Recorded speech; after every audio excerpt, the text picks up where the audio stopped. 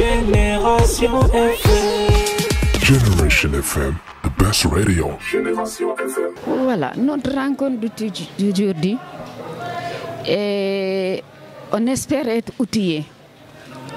Parce que vu la situation qui prévaut dans la région naturelle de la Casamance, nous avons subi beaucoup d'atrocités et beaucoup de patience et beaucoup d'amertume. Donc, si nous avons une journée pareille, ça nous encourage à aller à l'avant, à aller dans les localités pour rencontrer les femmes qui ont subi beaucoup d'atrocités et beaucoup de mal. Et les enfants aussi qui vivent sans père. Donc peut-être quelque part leur papa ne vit pas. Donc quelque part au cours d'une viol, leur maman est tombée en état de grossesse. Là aussi c'est des situations vraiment qui nous fait vivre, qui nous rend tristes. Parce que l'enfant une fois grandi, un jour demandera le nom de son papa. Un jour demandera qui est mon papa et je voudrais le voir et je voudrais le rencontrer. Et pourquoi il a agi de la sorte?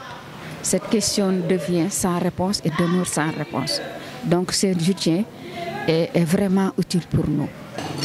Elle engendre beaucoup de conséquences. Les deux thèmes-là engendrent des conséquences. Si nous prenons le thème de la paternité, l'enfant qui est né sans parents, sans père, il grandit avec ce stress. Et comment l'enfant-là regarde sa maman? L'enfant va se dire que sa maman n'a pas mené une belle vie. Et la femme aussi, dans son environnement, elle vit, elle est déshonorée. Elle est déshonorée au niveau de l'entourage. Bien sûr, parce que les enfants sont victimes. Ils n'ont pas demandé à naître.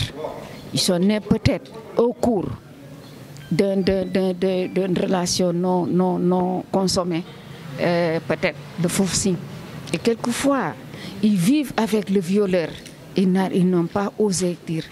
Quand le violeur est protégé, et ça devient catastrophique. Et à tout moment, quand le violeur revient, l'enfant est dans la panique. Et cette panique n'a quelque part que dans les maisons.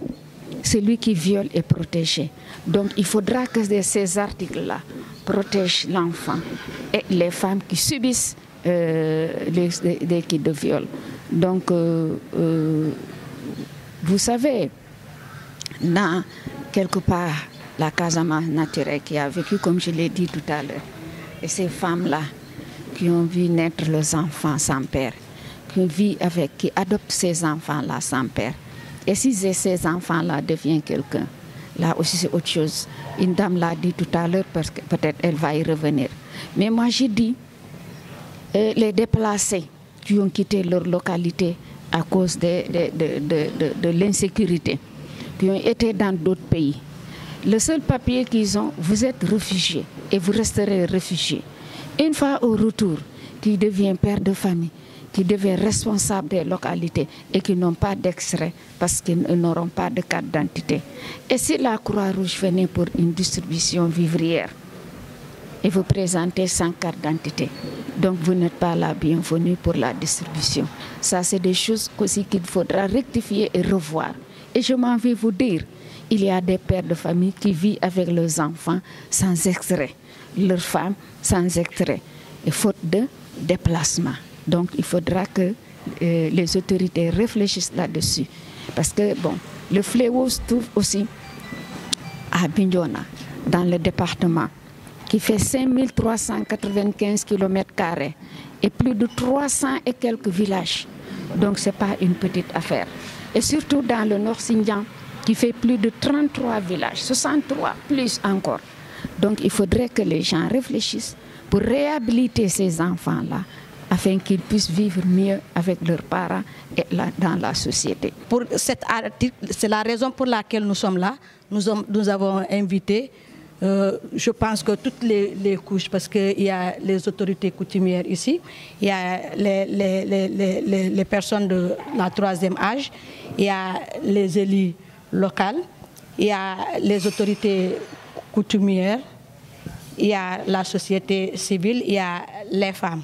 Donc c'est une table ronde, nous allons discuter ensemble pour amener des solutions à ces fléaux. Si nous prenons le cas du repousse de l'âge du mariage, nous avons vu que actuellement, il y a le mariage forcé et aussi il y a la scolarisation des filles qui est amputée.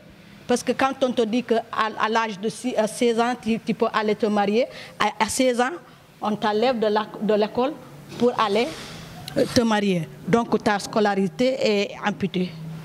Voilà.